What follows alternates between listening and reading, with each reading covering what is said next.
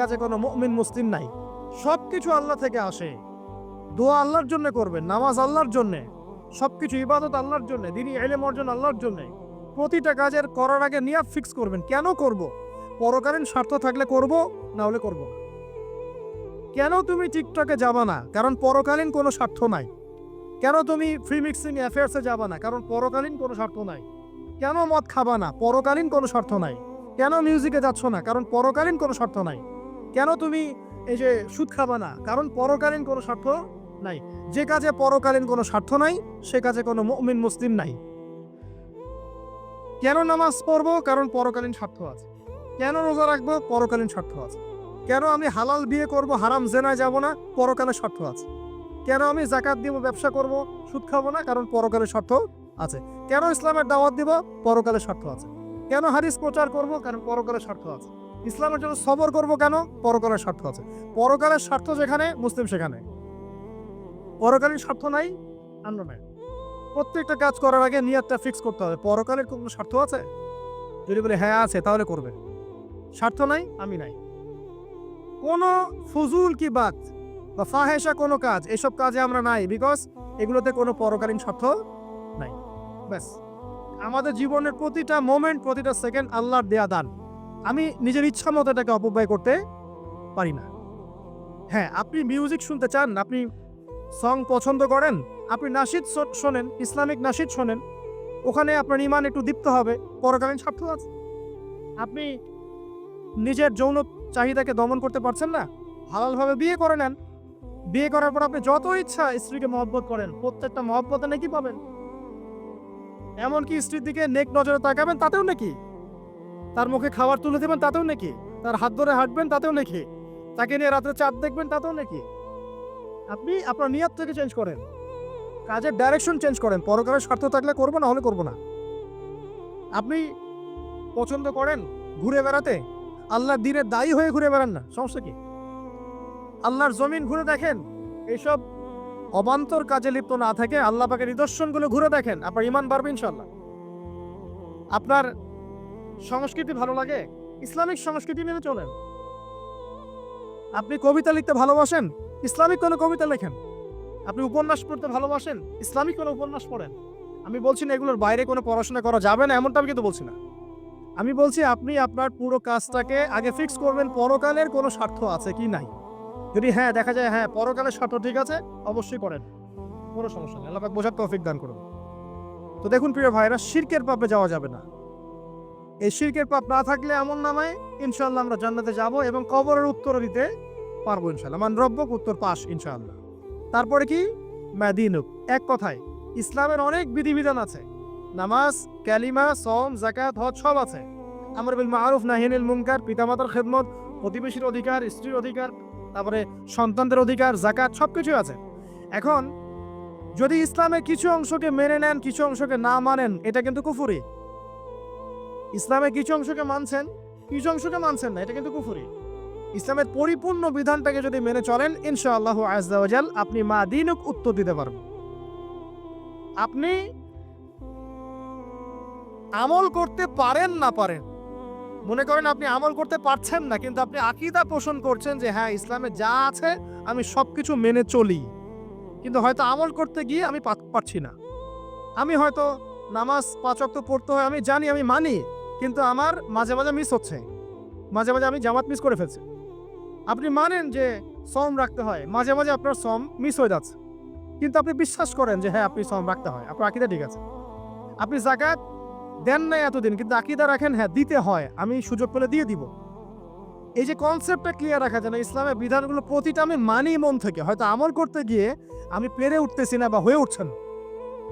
ইনশাআল্লাহ একদিন না একদিন আল্লাহ পাক আপনাকে তৌফিক দিবে ইনশাআল্লাহ। আল্লাহ পাক তৌফিক দান করুক। কিন্তু কনসেপ্ট যদি ক্লিয়ার না থাকে যে আমি কিছু অংশ মানি, কিছু অংশ মানি না, এটা ইসলাম হলো না।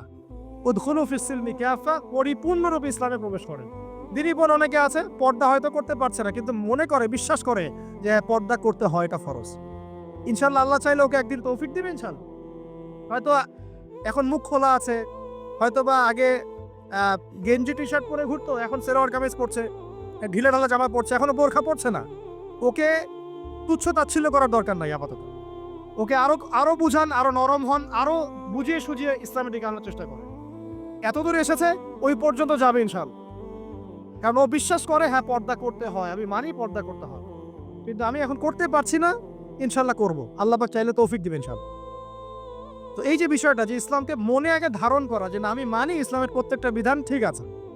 চুরি করলে চোরের হাত কাটতে হয়, ইসলাম বলেছে। ডাকাতি করলে শাস্তি আছে। জেনা যদি কেউ করে 100 বেত্রাঘাত, মদ খাইলে 40টা বেত্রাঘাত, ব্যভিচার যদি করে কেউ, এই পরকিয়া করে বিবাহিত ব্যক্তি, রজম। এগুলো কেসাস, একজন একজনকে হত্যা করলে তাকেও কেসাস করতে হয়। এই বিধানগুলো আছে। এখন আপনি বলতে পারেন আমি এই ওয়ার্ল্ডের প্রেক্ষাপটে এটাকে বাস্তবায়ন করতে পারছি না, কিন্তু আমি বিশ্বাস করি ইসলামে বিধানগুলো আছে, এটা আল্লাহর বিধান। ইনশাল্লাহ আপনি মাফ পেয়ে যাবেন, ইনশাল্লাহ আল্লাহ চাইলে আপনি মাফও পেয়ে যাবেন। কিন্তু যদি মনে করেন না এই যুগের এগুলো চলেই না, আমি আল্লাহ পাকের এসব বিধান কিচ্ছু মানি না, আমি যে বিধান বুঝি এটাই চূড়ান্ত, তাহলে খবর আছে, তাহলে মায়াদিনকে উত্তর দিতে পারবো। তো বুঝেন বিষয়টা, বোঝেন, আকীদাটা ক্লিয়ার করেন যে না আমি পারতেছি না, এটা একটা বিষয়, কিন্তু আমি বিশ্বাস করি ইসলামের এগুলো অংশ। হয়তো আমি এখন পারছি না, ইনশাল্লাহ ভবিষ্যতে পারবো। আল্লাহ চাইলে আপনাকে তৌফিক দিবে ইনশাল্লাহ। আমরা দোয়া করি আল্লাহ পাক আমাদেরকে পরিপূর্ণরূপে ইসলামে প্রবেশ করার তৌফিক দান করুন। হ্যাঁ। আর সর্বশেষ কি, এটা যদি করতে পারে মাদিনীকে উত্তর দিতে পারবে। মান নবীকে উত্তর কখন দিতে পারবে? যখন একজন ব্যক্তি সারা জীবন নবী সাল্লাল্লাহু আলাইহি ওয়াসাল্লামের সুন্নতের উপর আমল করতে পারবে। এই যে ঘুম থেকে উঠলেন, ব্যাস ব্রাশটা নিয়ে দৌড়ে চলে গেলেন বাথরুমে, কি জন্য? ঘুম থেকে উঠলেন, আগে চোখটা একটু ঘষতে হবে, মুখে হাত দিতে হবে, তারপরে আপনি দোয়া পড়বেন। কি দোয়া পড়বেন? আলহামদুলিল্লাহিল্লাযী আহইয়ানা বা'দা মা আমাতানা ওয়া ইলাইহিন নুশুর। তারপরে আপনি যাবেন বাথরুমে। দোয়াটা না পড়ে কেন গেলেন? ঘুমাচ্ছেন, ঘুমানোর আগে আপনি অবশ্যই বলবেন।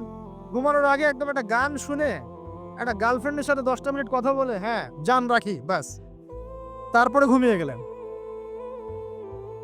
ঘুমটা আপনার জন্য ইবাদত হলো না? হারামে লিপ্ত হতেন না?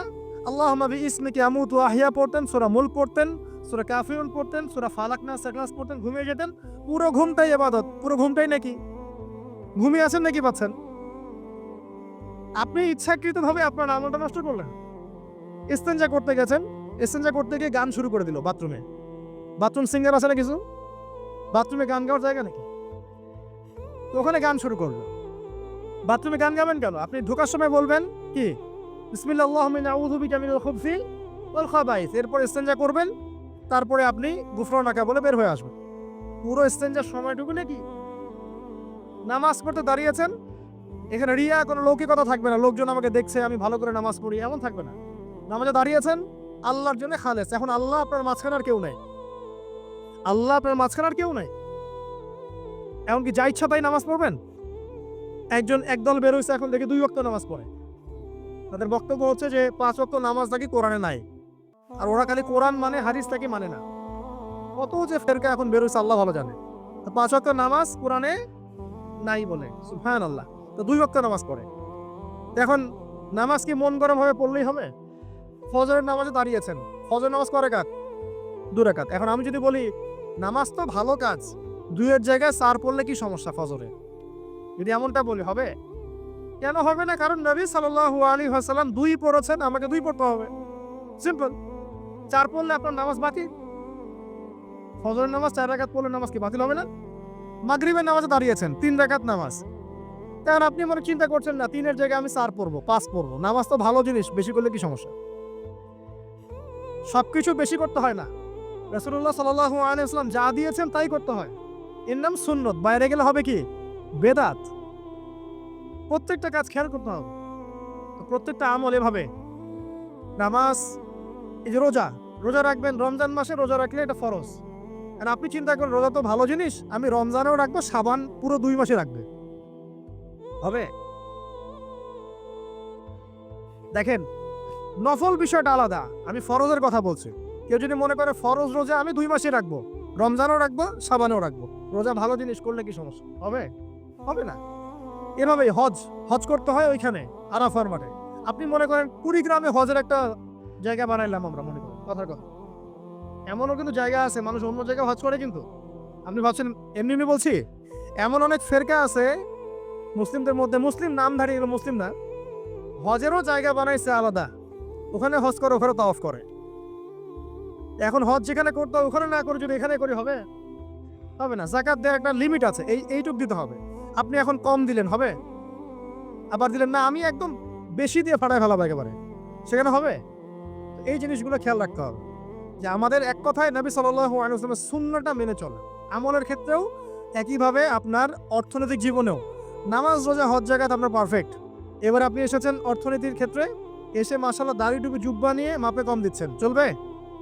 দাড়ি টুপি জুব্বা আছে, মানুষকে ঠকাচ্ছেন, মজুত করছেন, সিন্ডিকেট করছেন, অনেক সময় সরকারকে বিব্রত করে ফেলছেন, মাল মজুত করছেন, দাম বেড়ে যাচ্ছে, বিব্রত হচ্ছে সরকার, হবে? দাড়ি টুপি পাগড়ি জুব্বা পরে, ভিতরটা আগে। ইমান ভিতরে না থাকলে দাড়ি টুপিতে লাভ আছে? তাকওয়া ভিতরে না থাকলে আমার দাড়ি টুপিতে লাভ আছে? মুহসিন হতে হবে। সো ইকোনমিক সেকশনে গিয়েও নবীর আদর্শ ভুলে যাওয়া যাবে না, সেখানেও তার আদর্শ মেনে চলতে হবে। এভাবেই সমাজ জীবন পরিবার সর্বক্ষেত্রেই নবীর সুন্নাহ মেনে চললে পরে ওই ব্যক্তিকে উত্তর দেওয়া যাবে ইনশাআল্লাহ, তিনি আমাদের নবী মুহাম্মদ রাসূলুল্লাহ সাল্লাল্লাহু আলাইহি ওয়াসাল্লাম। সর্বশেষ গিয়ে বলা হবে কিভাবে জানলে? তখন উত্তর কি দিবে মুমিন? আমি আল্লাহর কিতাব পড়েছি, ঈমান এনেছি, এরপরে আমি সত্যায়ন করেছি। তার মানে পড়াশোনা করতে হবে না ভাই? আল্লাহর কিতাব পড়তে হবে না? কারা কারা আল্লাহর কিতাব পড়তে জানেন হাত তোলেন। আলহামদুলিল্লাহ। আগামী রমজান আসার আগেই পুরো কোরআন এক খতম করবেন, পারা যাবে ইনশাআল্লাহ? এবং প্রত্যেক দিন আমাকে ওয়াদা করেন প্রত্যেক দিন এক পারা করে কোরআন তেলাওয়াত করব, পারবেন ইনশাআল্লাহ? না বলেন পারবো ইনশাআল্লাহ? পারবো ইনশাআল্লাহ। আল্লাহ পাক তৌফিক দান করুন, আমিন। কোরআন পড়তে হবে, শুধু কি জাস্ট তোতা পাখির মতো পড়েই যাবেন সারা জীবন? অর্থটা একটু বোঝার চেষ্টা করবেন না ভাই? করা উচিত না? করা উচিত। যদি আপনার সামর্থ্য থাকে আপনার অবশ্যই করা উচিত। সামর্থ্য নাই, বয়স হয়ে গেছে, পারেন না, সেটা আলাদা বিষয়। সামর্থ্য আছে আপনার অবশ্যই উচিত। আলহামদুলিল্লাহি রাব্বিল আলামিন মানে কি? আর রহমানির রহিম মানে কি? মালিকি ইয়াউমিদ্দিন বলছি, এটা মানে কি? ইয়াকা না'বুদু বলছি, ওয়া ইয়াকা নাস্তাঈন, এর অর্থ কি? ইহদিনাস সিরাতাল মুস্তাকিম মানে কি? সিরাতাল্লাযীনা আন'আমতা আলাইহিম গায়রিল মাগদুবি আলাইহিম ওয়ালাদ-দালিন, কি অর্থ, কি বললাম? নামাজে এটার অর্থ জানলে মনোযোগ কি ডানে বামে যাবে? যাবে না ইনশাআল্লাহ। এই যে আল্লাহ পাক বলছেন ইয়া আইয়ুহাল্লাযীনা আমানু তাকুল্লাহ, হে মুমিনগণ আল্লাহকে ভয় করো, হাক্কা তুকাতিহি ওয়া লা তামুতুন্না ইল্লা ওয়া আনতুম মুসলিমুন, তোমরা এমনভাবে আল্লাহকে ভয় করো, ভয় করার মতো ভয় করো, এবং পরিপূর্ণ মুসলিম না হয়ে মৃত্যুবরণ করো না। এর অর্থটা জানলে ভালো লাগলো না? বুঝতে পারলাম না কোরআনটা? আল্লাহ বলছেন ওয়াদারু মা বাকিয়া মিনার রিবা, সুদের অবশিষ্ট অংশ ছেড়ে দাও। ওয়া ইল্লাম তাফআলু ফাআযানু বিহারবিন মিনাল্লাহি ওয়া রাসূলিহি, যদি না করো আল্লাহ এবং রাসূলের সাথে যুদ্ধের ঘোষণা শুনে রাখো। অর্থ জানলে হেদায়েত পাওয়া যায় না? অতএব অর্থটা জানার চেষ্টা করো। আল্লাহ পাক তৌফিক এনায়েত করুন। অর্থ বোঝার ক্ষেত্রে যদি কোনো প্রতিবন্ধকতা পান সামনে, আলেম ওলামার কাছে যাবেন, জিজ্ঞাসা করে অর্থ জেনে নেবেন। নিজে নিজে আবার মন করে ব্যাখ্যা করতে যায় না। কোরআন বুঝতে গেলে হাদিস লাগবে, হাদিসগুলো পড়তে হবে। হাদিসের কিছু বই কিনবেন, রিয়াদুস সালেহিন, ফয়জুল কালাম, এই যে আপনারা পড়েন, মুনতাখাব হাদিস পড়েন, ঠিক আছে, বুলুগুল মারাম মিন আদিল্লাতিল আহকাম, মিশকাতুল মাসাবি, এই বইগুলো বাসায় রাখবেন। এরপরে আস্তে আস্তে কিনবেন আবু দাউদ, তিরমিজি, নাসাই, এগুলো কিনবেন। পরে গিয়ে বুখারী মুসলিমের অনুবাদ কিনবেন, আগে কিনবেন। এগুলো কঠিন হাদিস, এগুলো আগে পড়লে আপনি মাথাটা আপনার কিন্তু ঘুরতে থাকে। আগে কি ক্লাস 8-এ পড়বেন না আগে এইচএসএ দিবেন? আগে ক্লাস 7-8 পার করে যান, তারপরে ওদিকে যান। আল্লাহ বোঝার তৌফিক দান করুন। প্রিয় ভাইরা, ইলম অর্জন করতে হবে। ইলম অর্জন করলে পরে আপনি তালেবে ইলমের পায়ের নিচে আল্লাহর ফেরেশতারা পাখা বিছিয়ে দিবে ইনশাআল্লাহ তাআলা। ইলম অর্জন করে আপনি যখন আলেম হবেন বা দ্বীনের জ্ঞান অর্জন করবেন, তখন আপনি দাওয়াতের কাজও করতে পারবেন। আপনার দাওয়াতে যত মানুষ ইসলামের দিকে আসবে সমস্ত নেকি আপনি পাবেন ইনশাআল্লাহ। এবং যখন আপনি আরো বড় আলেম হয়ে যাবেন, আল্লাহ তৌফিক দান করুন, তখন আসমানের যত মাখলুক এবং জমিনের যত মাখলুক, এমনকি গর্তের মধ্যে যে পিপিলিকা আছে সেগুলোও, এমনকি সাগরের নিচের মাছ আপনার জন্য ইস্তেগফার করবে, দোয়া করবে ইনশাআল্লাহ। আল্লাহ পাক আমাদের সবাইকে শিরক মুক্ত আমল করার তৌফিক দান করুন, আমিন। আল্লাহ তাওহীদের উপর থাকার তৌফিক দান করুন, আমিন। আল্লাহ পাক আমাদের সবাইকে দ্বীন ইসলাম পরিপূর্ণরূপে পালন করার তৌফিক দান করুন, নবী সাল্লাল্লাহু আলাইহি ওয়াসাল্লামের আদর্শ মেনে চলার তৌফিক দান করুন, এবং দ্বীনের জ্ঞান অর্জন করার তৌফিক দান করুন। দুনিয়াতে আমরা যতদিন বেঁচে থাকবো ইসলামের উপর যেন বেঁচে থাকতে পারি, এবং আমাদের মৌতের পর দারুল বারজাখ বা কবরের জিন্দেগি, আল্লাহ পাক আমাদেরকে এই ভয়াবহ ফিতনা থেকে, আযাব থেকে হেফাজত করুন, আমিন। আল্লাহ রাসূল সাল্লাল্লাহু আলাইহি ওয়াসাল্লাম বলেছেন যে নিশ্চয়ই তোমাদেরকে এখানে পরীক্ষায় ফেলা হবে, আর তোমরা যদি এই পরীক্ষা জেনে তোমাদের মৃতদেরকে দাফন করা থেকে বিরত না থাকতে, তাহলে আমি তোমাদেরকে শুনিয়ে দিতাম কবরে কেমন পরীক্ষা হয়। মানে যদি আমরা শুনতে পারতাম যে কবরে কেমন পরীক্ষা হয়, আমরা ভয়ে আমাদের মৃতদেরকে দাফন পর্যন্ত করতাম না। এটা নবীজি বলছেন সাল্লাল্লাহু আলাইহি ওয়াসাল্লাম। পৃথিবীতে যে ব্যক্তি আল্লাহর সাথে শিরিক করে নাই, আল্লাহ তাওহীদের উপর থেকেছে এবং তার উপরে মৃত্যুবরণ করেছে, ইনশাআল্লাহ সে ব্যক্তি এর উত্তর নির্দ্বিধায় দিতে পারবে ইনশাআল্লাহ। আর দুনিয়াতে যে বা যারাই আল্লাহর সাথে শিরিক করবে, আল্লাহর সাথে শিরকের পাপে লিপ্ত হবে, ওই অবস্থায় মারা যাবে, তাওহীদের উপর থাকবে না, কোশ্চিন কালেও মান রব্বক উত্তর দিতে পারবে না। তারপর প্রশ্ন হয়ে যাবে, মা জিনুক, তোমার দিন কি ছিল? মুমিন বান্দা উত্তর দিবে কি? দিন ইয়াল ইসলাম, আমার দিন ছিল ইসলাম। এখানে শুনে রাখেন, পৃথিবীতে যারা ইসলামকে পরিপূর্ণরূপে পালন করবে তারাই এই উত্তর দিতে পারবে ইনশাআল্লাহ। যারা ইসলামকে ঠাট্টা বিদ্রুপের হাসি তামাশার পাত্র বানিয়েছে, মন চাইলে কিছু করি, মন চাইলে কিছু করি না, সহজগুলোতে আমল করি, বাকি কিছুর আমল ধারি না, হ্যাঁ, নামাজ পড়ি, সুদ ছাড়তে পারি না, ঠিক আছে, বছর বছর ওমরা করি, এদিকে ঘুষ দুর্নীতি ছাড়তে পারি না, ইসলামকে ঠাট্টা তামাশার পাত্র বানিয়েছে, এরা কোশ্চিন কেন উত্তর দিতে পারবে না? মা দিনও দিনে পরিপূর্ণরূপে ইসলামে প্রবেশ করতে বলেছেন আল্লাহ রাব্বুল আলামিন। যারা পরিপূর্ণরূপে ইসলামে প্রবেশ করবে এবং ইসলামের প্রতিটা মৌলিক বিধান মেনে চলবে, ইনশাআল্লাহ তারা এর উত্তর দিতে পারবে। এরপরে আসবে তৃতীয় প্রশ্ন। নবী সাল্লাল্লাহু আলাইহি ওয়াসাল্লামকে দেখানো হবে, যখন দেখানো হবে তখন সূর্য যখন ডুবে যায়, যে দৃশ্যটা আমরা দেখতে পারি না, ওই দৃশ্যটা ভেসে উঠবে এবং মুমিন বান্দা অস্থির হয়ে যাবে, বলবে আমাকে ছেড়ে দাও, আমি নামাজ পড়বো। সুবহানাল্লাহ। তার কারণ তার কাছে মনে হবে যে আসরের ওয়াক্ত হয়ে গেছে, আসরের ওয়াক্ত চলে যাচ্ছে, আমাকে নামাজ পড়তে হবে। চিন্তা করেছেন? ওই যে একটা হাদিস আছে না, যে 7 শ্রেণীর মানুষকে আল্লাহ রাব্বুল আলামিন আরশের ছায়া দিবেন, তার মধ্যে এক শ্রেণীর মানুষকে যার অন্তর মসজিদের সাথে ঝুলে থাকে, তার মন মসজিদের সাথে ঝুলে ছিল, এই সূর্য ডুবে গেল বলে আমাকে ছেড়ে দাও, আমি নামাজ পড়তে যাও। তখন ফেরেশতারা বলবেন, তোমাকে নামাজ পড়তে দেয়া হবে, তবে তার আগে তুমি এর উত্তর দাও। কি উত্তর? এই ব্যক্তির দিকে তাকাও। তখন নবী সাল্লাল্লাহু আলাইহি ওয়াসাল্লামকে দেখানো হবে, সাল্লাল্লাহু আলাইহি ওয়াসাল্লাম দরুদ পড়বেন, বলা হবে যে এই ব্যক্তির সম্পর্কে তোমার কি ধারণা? মান হাযা রাজুলু বুইসা ফীকুম, এই ব্যক্তি কে, যাকে তোমাদের কাছে পাঠানো হয়েছিল? মুমিন ব্যক্তি নির্দ্বিধায় বলে দিবে যে তিনি হচ্ছেন আমার নবী মুহাম্মদুর রাসূলুল্লাহ সাল্লাল্লাহু আলাইহি ওয়াসাল্লাম। দেখুন, পৃথিবীতে যে বা যারাই নবী সাল্লাল্লাহু আলাইহি ওয়াসাল্লামের সুন্নতের উপর আমল করবে, ইনশাআল্লাহ সে তার উত্তর দিতে পারবে। দুনিয়াতে যারা নবীর সুন্নতের 5 পয়সা পরোয়া করছে না, তার আদর্শের 5 পয়সা দাম দিচ্ছে না, তারা কোশ্চিন কালে উত্তর দিতে পারবে না। নাম হতে পারে আব্দুর রহমান, আব্দুর রহিম, নবীর সুন্নতের ধার ধারে না, তারা উত্তর দিতে পারবে না। নবীর সুন্নতের গুরুত্ব কত গভীর, এটা আমাদেরকে এখান থেকে বুঝতে হবে। তাই প্রিয় যুবক ভাইরা, মুসলিম ভাইরা, আমাদের জীবনটাকে নবীর আদর্শ এবং সুন্নতে ঢেলে সাজাতে হবে। সকাল থেকে সন্ধ্যা পর্যন্ত প্রতিটা কাজ করবো কার তরিকায়? রাসূলের তরিকায়। নামাজ পড়বো তার তরিকায়, রোজা, সিয়াম, হজ, যাকাত, আমল, মুআমালাত, আখলাক সব কার তরিকায়? নবী সাল্লাল্লাহু আলাইহি ওয়াসাল্লামের তরিকা অনুযায়ী ইনশাআল্লাহ। আল্লাহ পাক তৌফিক এনায়েত করুন, আমিন। এবার ফেরেশতা দুজন জিজ্ঞাসা করবেন অবাক হয়ে, তুমি কিভাবে এটা জানলে? তুমি কিভাবে এই 3টা প্রশ্নের উত্তর দিতে পারলে? কারণ বেশিরভাগ মানুষ তো উত্তর দিতে পারবে না, বেশিরভাগ মানুষই এই উত্তর দিতে পারবে না। কারণ কিয়ামতের মাঠে 1999 জন মানুষ জাহান্নামে যাবে, নাউজুবিল্লাহ। তো এটা কঠিন পরীক্ষা। আল্লাহ রাসূল সাল্লাল্লাহু আলাইহি ওয়াসাল্লাম বলেছেন যে নিশ্চয়ই তোমাদেরকে এখানে পরীক্ষায় ফেলা হবে, আর তোমরা যদি এই পরীক্ষা জেনে তোমাদের মৃতদেরকে দাফন করা থেকে বিরত না থাকতে, তাহলে আমি তোমাদেরকে শুনিয়ে দিতাম কবরে কেমন পরীক্ষা হয়। মানে যদি আমরা শুনতে পারতাম যে কবরে কেমন পরীক্ষা হয়, আমরা ভয়ে আমাদের মৃতদেরকে দাফন পর্যন্ত করতাম না। এটা নবীজি বলছেন সাল্লাল্লাহু আলাইহি ওয়াসাল্লাম। তাকে জিজ্ঞাসা করা হবে যে তুমি কিভাবে জানলে এটা? বেশিরভাগ মানুষ তো পারে না উত্তর দিতে। তখন সেই ব্যক্তি বলে বসবে, সেই ব্যক্তি বলবে যে করাতু কিতাব আল্লাহ, আমি আল্লাহর কিতাব এই কোরআন পড়েছি। মুমিন বলবে আমি আল্লাহর কোরআন পড়েছি। আমানতু বিহি, আমি এর উপর ঈমান এনেছিলাম, ওয়া সাদ্দাকতু, এবং সত্যায়ন করেছিলাম। সুবহানাল্লাহ।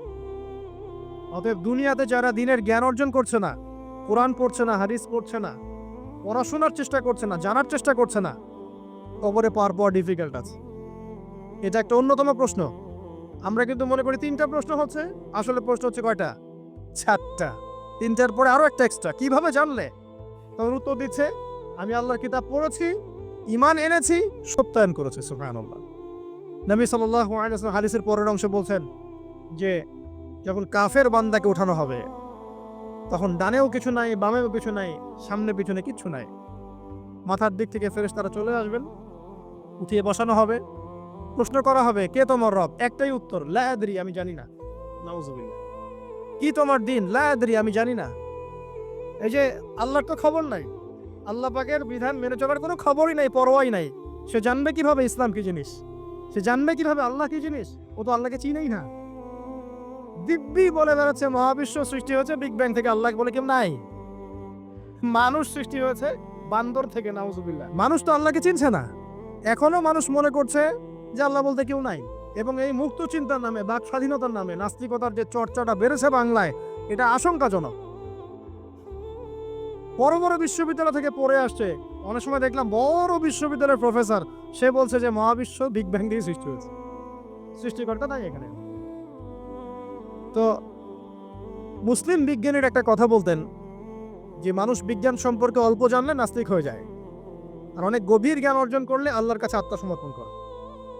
খেয়াল করে দেখবেন, ডক্টর, ইঞ্জিনিয়ার যারা বড় বড় লেভেলে চলে গেছেন, অনেক সিনিয়র, তারা কিন্তু বেশিরভাগ নামাজি দেখবেন, নামাজ পড়ে, দান সৎকা করে, সমাজ কল্যাণমূলক কাজ করে। তারা কিন্তু রোগীর সেবা করতে গেলেও বলে যে নামাজ পড়িয়েন, রোজা রাখিয়েন, তারা কিন্তু বলে। অনেক ডক্টর আমি দেখেছি এমন, যারা যত বেশি গবেষণা করে তারা তত বেশি আস্তিক হয়ে যায়, আর টুটাফাটা গবেষণা করলে নাস্তিক হয়ে যাবেন। কত প্রশ্ন, ইসলামে এটা কেন, ওইটা কেন, ইসলামে বহুবিবাহ কেন, হ্যাঁ, ইসলামে কি পর্দার বিধান কেন, তারপর ইসলামে এত রেস্ট্রিকশনস, এত বাইন্ডিংস কেন, হ্যাঁ, স্বাধীনতা নাই কেন, কত প্রশ্ন। ইসলামের এগেইনস্টে কত তীর এখন ছোড়া হচ্ছে। তো এই ব্যক্তি কেমন করে উত্তর দিবে যে মাহদিনুক, তোমার দিন কি? আল্লাহর দিকে কত প্রশ্ন ছোড়া হচ্ছে, কত শিরকের পাপ আমরা করছি, অনেক সময় মুসলিম হয়েও শিরকের পাপ করছি। কিভাবে উত্তর দিবে মানবব্য? 3 নম্বর প্রশ্ন যখন করা হবে, এই ব্যক্তিকে দেখো দেখি, সে বলবে যে আমি জানি না এই ব্যক্তিকে, তবে শুনেছিলাম, মানুষের মুখে শুনেছিলাম, মানুষ যা বলতো আমি তাই বলতাম। মানে সে রাসূল সাল্লাল্লাহু আলাইহি ওয়াসাল্লামের নাম শুনেছিল হয়তোবা, কিন্তু তার সুন্নত বা আদর্শ কখনো মেনে চলে নাই, পারল না। এবার জান্নাতি ব্যক্তি হলে কি হতো? ওই যে সূর্য ডুবছিল যেখানে, তার দৃষ্টির সীমা পর্যন্ত কবরকে প্রশস্ত করে দেয়া হতো, এবং জান্নাতের একটা দরজা তার কবরে খুলে দেয়া হতো। এটা কিভাবে করা হবে সেটা আল্লাহ পাক জানেন, এটার ব্যাখ্যা করার জ্ঞান আল্লাহ আমাদেরকে দেন নাই। যেই মানুষের ক্ষুদ্র জ্ঞানে মানুষ ব্যাকটেরিয়া, ভাইরাস নিয়ে গবেষণা করতে হিমশিম খেয়ে যায়, সে মহাবিশ্বের স্রষ্টা নিয়ে কিভাবে গবেষণা করবে? আল্লাহ পাকের অসীম জ্ঞানের সামনে আমার জ্ঞান কি? খুবই ক্ষুদ্র। হাদিসে এসেছে বুখারী শরীফের মধ্যে, যে একটা মহাসমুদ্রের মধ্যে যদি একটা পাখি 1 ফোঁটা পানি উঠিয়ে নিয়ে যায়, ওই 1 ফোঁটা পানি হচ্ছে মহাবিশ্বের জ্ঞান, আর বাকি পুরো মহাসাগর হচ্ছে আল্লাহ পাকের জ্ঞান। তো আমরা এই ক্ষুদ্র জ্ঞানের মানুষ হয়ে আল্লাহর জ্ঞানকে কেমন করে পেনিট্রেট করতে পারি? তো আল্লাহ পাক জান্নাতের দরজাগুলো খুলে দিবেন, একটা দরজা খুলে দিবেন, সেখান থেকে বাতাস আসবে, জান্নাতের নাজ নেয়ামত উপভোগ করতে থাকবে, এবং তার রূহটাকে সবুজ রঙের পাখির আকৃতিতে জান্নাতে রেখে দেওয়া হবে। ইল্লিন মানে ওখানে জান্নাতের নিয়ামত সে পাবে। এটাকে বলা হয় দারুল বারজাখ, বারজাখের জীবন। জীবন অনেকগুলো, একটা ছিল রুহের জগৎ। রুহের জগতে আমরা সবাই ছিলাম। শোনেন, রুহের জগতে যার সাথে যার বন্ধুত্ব, ভালোবাসা গভীর ছিল, দুনিয়াতে তার সাথে তার ভালোবাসা বেশি। এটা হয়তো জানেন না, জানতেন হাদিসটা? রুহের জগতে যদি কখনো আপনার সাথে আমার দেখা হয়ে থাকে, দুনিয়াতে আপনার সাথে আমার দেখা হবে ইনশাআল্লাহ। রুহের জগতে যদি আপনার আমার মধ্যে ঘনিষ্ঠ ভালোবাসা থেকে থাকে, এখানেও ভালোবাসা হয়ে যাবে ইনশাআল্লাহ। এটা বলে আমি আবার তোমাদের বয়ফ্রেন্ড গার্লফ্রেন্ড ভালোবাসা বুঝাই নাই, ওই ভালোবাসার কথা বলি নাই। আবার রুহের জগতে বিদ্বেষ, এখানেও দেখবেন বিদ্বেষ। ওটা একটা জগৎ ছিল যেখানে আল্লাহ পাক সমস্ত আদম সন্তানকে সৃষ্টি করে তাদের রূহটাকে রেখেছিলেন এবং ওয়াদা নিয়েছেন। কি ওয়াদা? আল্লাহ পাক বলেছিলেন আলাস্তু বিরব্বিকুম, সূরা আরাফের 182 নম্বর আয়াত পড়ে দেখবেন, 182 নম্বর আয়াত। আল্লাহ পাক বলেছিলেন যে আমি ওয়াদা নিয়েছিলাম, আলাস্তু বিরব্বিকুম, আমি কি তোমাদের রব নই? আমরা সবাই বলেছিলাম বেলা ইয়া রব্বি, অবশ্যই আপনি আমাদের রব। দুনিয়াতে এসে আমরা ভুলে গেছি। এই ভুলে যাওয়াটা মনে করায় দেওয়ার জন্যই আল্লাহ পাক আসমানি কিতাব নাজিল করেন, নবী রাসূল পাঠান, আমাদের কান পর্যন্ত ইসলামের দাওয়াত পৌঁছে দেন, যাতে আমরা মনে করতে পারি। এবার আসেন রুহের জগতে পর আসলাম এই যে দুনিয়ার জগৎ, দারুদ দুনিয়া। দুনিয়ার মধ্যে আছি হয়তো 50, 60, 70, 100 বছর হাইয়েস্ট। এরপর যাবে দারুল বারজাখ, বারজাখের জগৎ। পাপী ব্যক্তি হলে জাহান্নামের দরজা খুলে দেওয়া হবে আর জাহান্নামের সে আযাব ভোগ করতে থাকবে, এবং পুণ্যবান ব্যক্তি হলে জান্নাতের দরজা খুলে দেওয়া হবে এবং এর নাজ নেয়ামত সে ভোগ করতে থাকবে। তখন তাকে বলা হবে এটা জান্নাতের সেই জায়গা যেখানে তুমি থাকবে। এটা দেখার সাথে সাথে, শোনার সাথে সাথে তার যে খুশি, উৎফুল্লতা আরো অনেক বেড়ে যাবে। এবং সে কি করবে জানেন? সে পৃথিবীতে ফিরে আসতে চাইবে। সে বলবে আমাকে আমার পরিবার বর্গকে জানাতে দেন